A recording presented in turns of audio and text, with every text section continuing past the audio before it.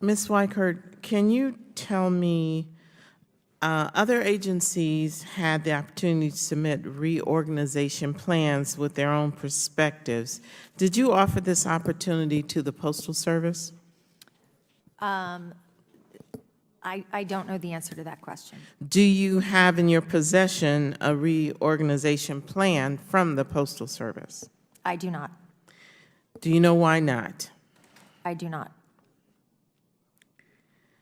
Did OMB consult the Postal Service at any point in the process of creating such a plan, or did your task force at any time even ask for it? Again, you don't know? I don't know.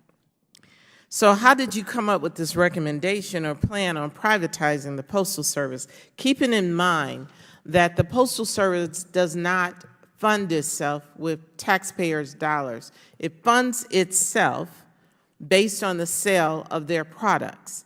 In addition to that, it operates under a directive of the Constitution. So how did you come up with a plan to privatize it when you have not engaged the organization?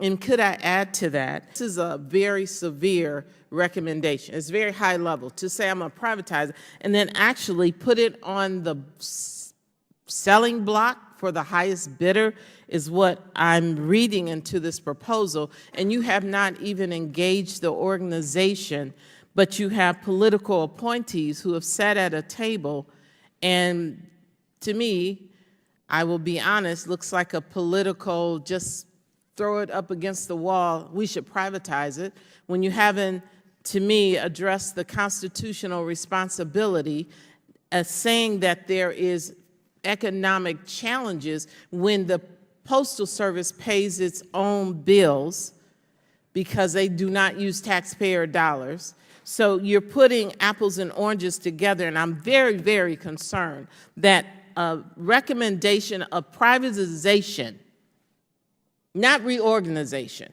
but privatization, is something that this task force and I'm not seeing the expertise or the due diligence to even get to that point.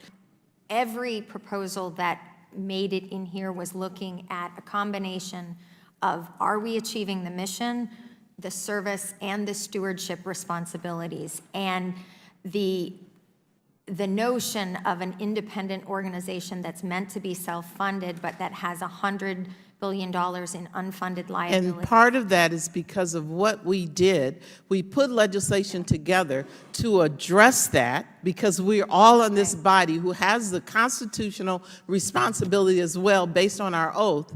We have pushed that forward. How in the world did you get from saying we want to be economically feasible to selling it to the highest bidder and to privatizing? I just don't understand that leap unless it is purely political. Why wasn't reorganization even put on the table?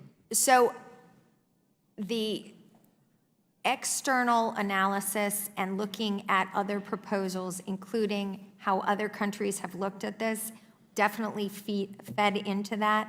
But what I would say is... But I just want to interrupt you. You looked at other countries, but you did not talk to the organization that you're talking about privatizing.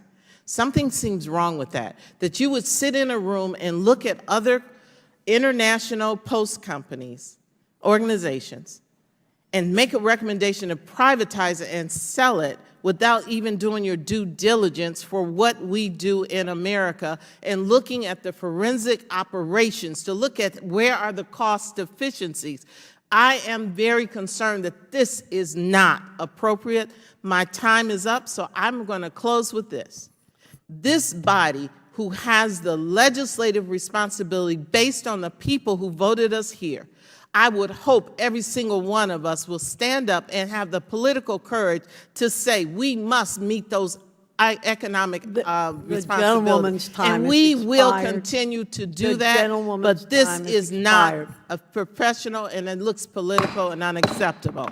I yield that.